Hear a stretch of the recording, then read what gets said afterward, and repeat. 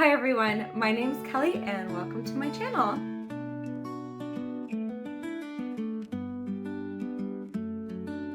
Today I am doing what I've been putting off for the past couple of weeks, and that is my March wrap up. I don't know why, but my brain was just not in the mood to do this for the past couple of weeks, but I'm making myself do it now because I need to get it out before April ends, right? And I have to do April's, so it only makes sense to do it now. So the first book that I'm going to talk about is a book that I read with my niece. She is in first grade, and the book is The Tale of Reddy Woodpecker by author Scott Bailey. So Reddy Woodpecker is woodpecker, and he's traveling through the woods, and one day he finds a new place with new friends and some foes. And as the story unfolds, Reddy begins to learn lessons about friendship, trust, and responsibility.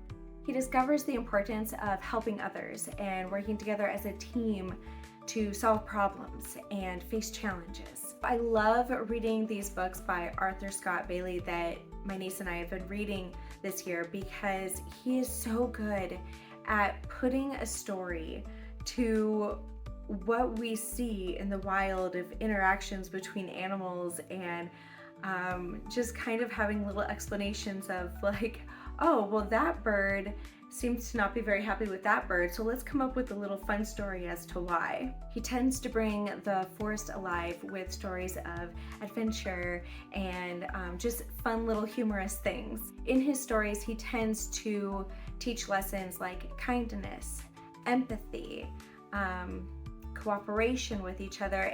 He also really grows that desire to want to go out and explore nature on your own. With my niece, we've also read The Tale of Jolly Robin and The Tale of Solomon Owl, all three of these books, and I believe he has more, but we haven't got to those yet.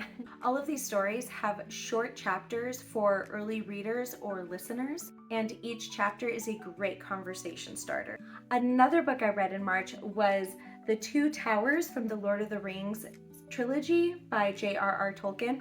So this takes place after the Fellowship of the Rings, the group, has kind of split off a little bit. The first half of the book follows everyone except for Sam and Frodo.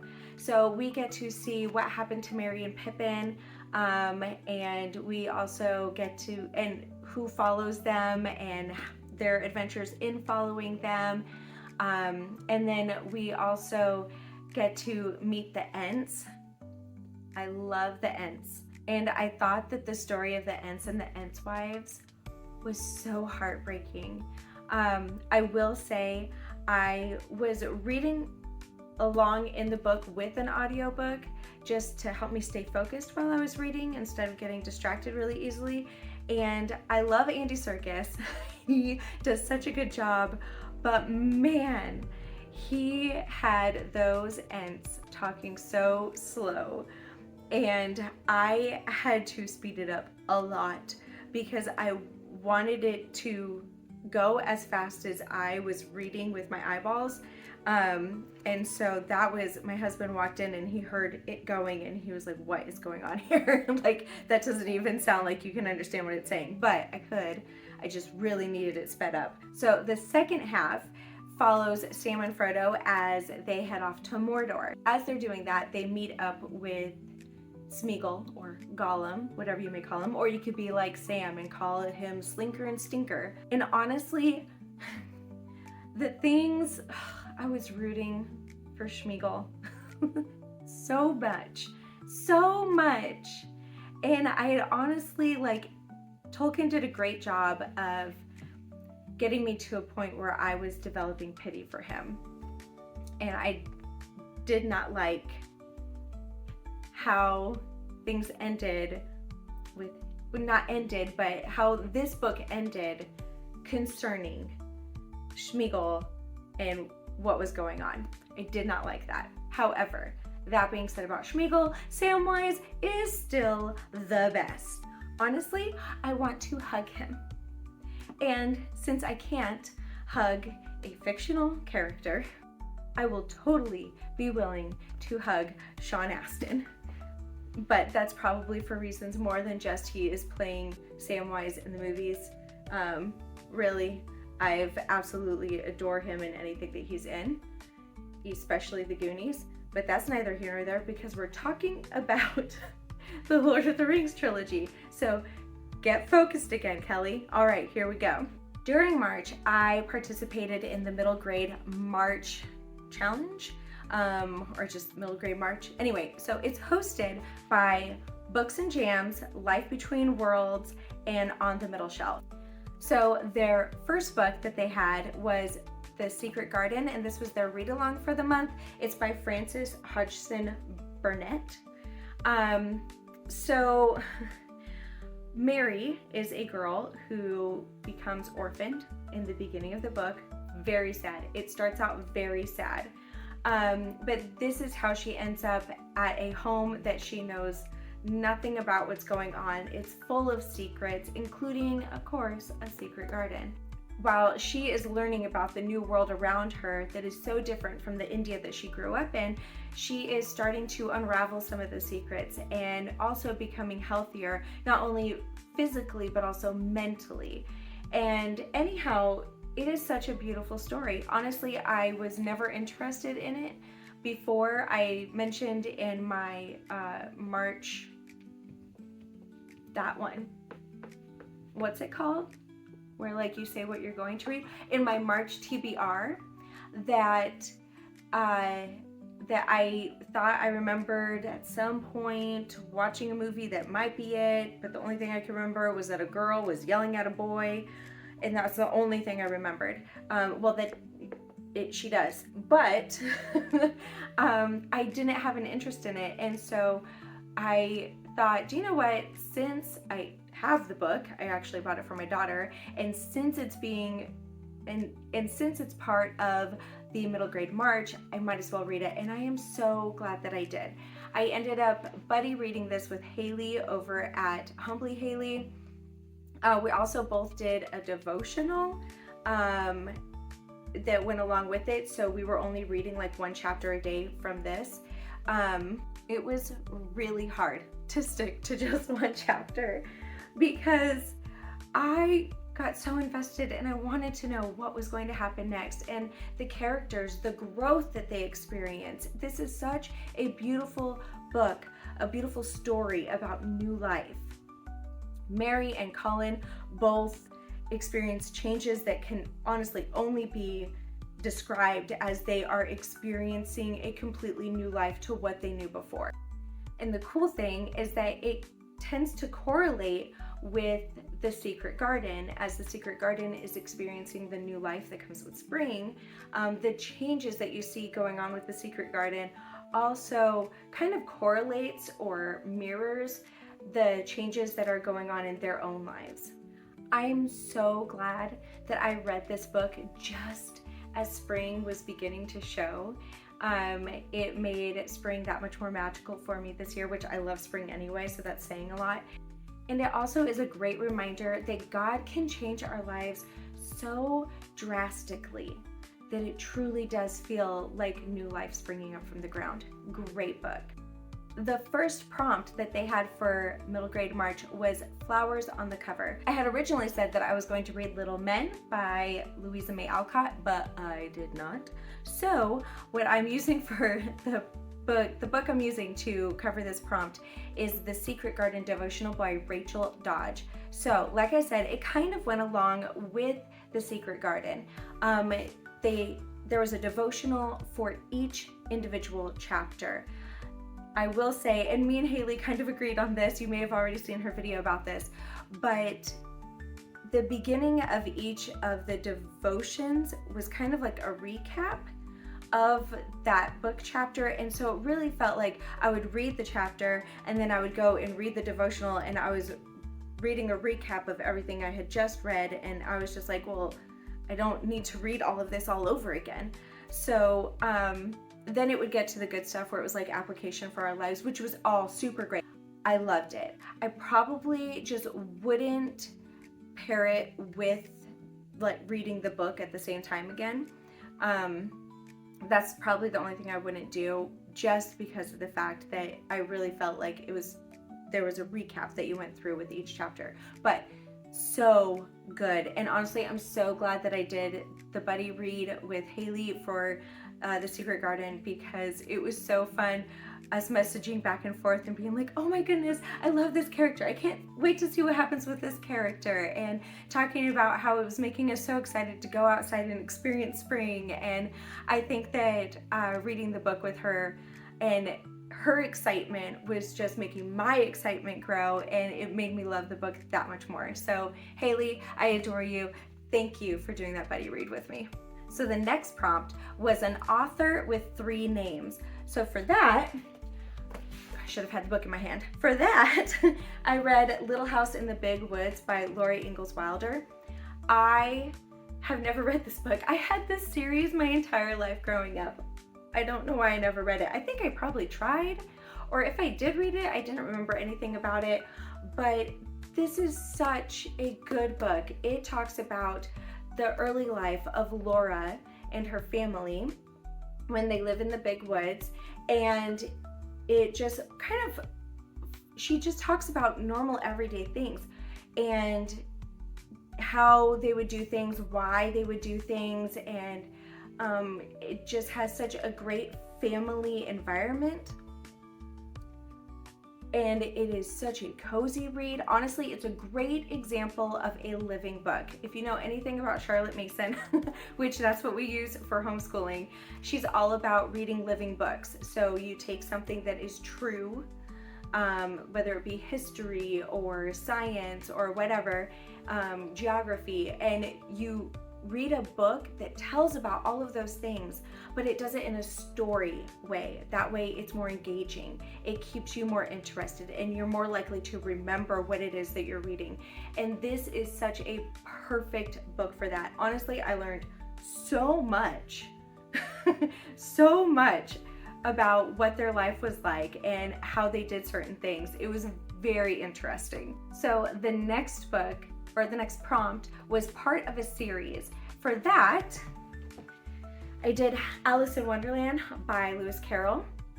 So this follows This follows Alice as she tumbles down the rabbit hole into the fantastical world of talking animals and playing cards and Mad Hatters.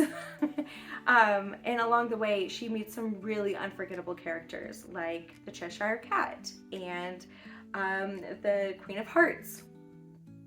She's a trip. This is such a fun and silly book. I can't believe it took me this long to read it, especially like my daughter has read it already and it's one of her favorites. Why had I not read it yet? It's so fun to read what is going on through the eyes of this child, through the eyes of Alice, and it gives a sense of wonder and honestly ridiculousness to it all. And it is such a fun book. You're reminded of her innocence during times when she's trying to be the logical and grown-up person in the situation, but she's still mispronouncing words or using the wrong words. And I love the closing thoughts of Alice's sister when she is thinking about what Alice will be when she's older. Lastly, she pictured to herself how this same little sister of hers would, in the aftertime, be herself a grown woman, and how she would keep, through all her riper years, the simple and loving heart of her childhood, and how she would gather about her other little children and make their eyes bright and eager with many a strange tale, perhaps even with the dream of Wonderland of long ago, and how she would feel with all their simple sorrows and find a pleasure in all their simple joys, remembering her own child life and the happy summer days. I love this.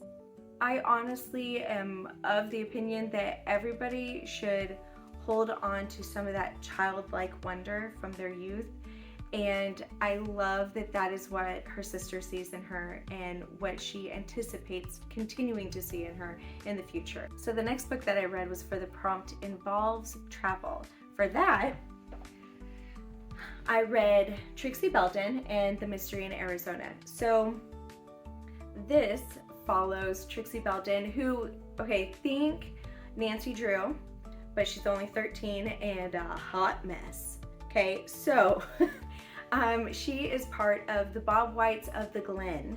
That's their name for their little club. It's her, two of her brothers, and the neighbor and her adoptive brother. And they end up getting themselves in situations where there's a mystery to be solved, mostly due to Trixie and and how she just cannot leave things alone. So this one follows them to a dude ranch in Arizona, and there are people that have just disappeared, not sure where they went. They just left work, and there's chaos. So the Bob Whites end up volunteering to help out on the dude ranch since the workers have gone. And you learn so much about the culture there, so much about the natives of the area, and it is not only a fun little mystery, very cozy, and you know, silly, fun, but you're also learning a lot about the culture. I think that this might be my favorite Trixie Belden so far, but we'll see, because there's like 30 something that I have on this shelf, and this is only the 6th one, so I have a ways to go before I can make a final decision on that.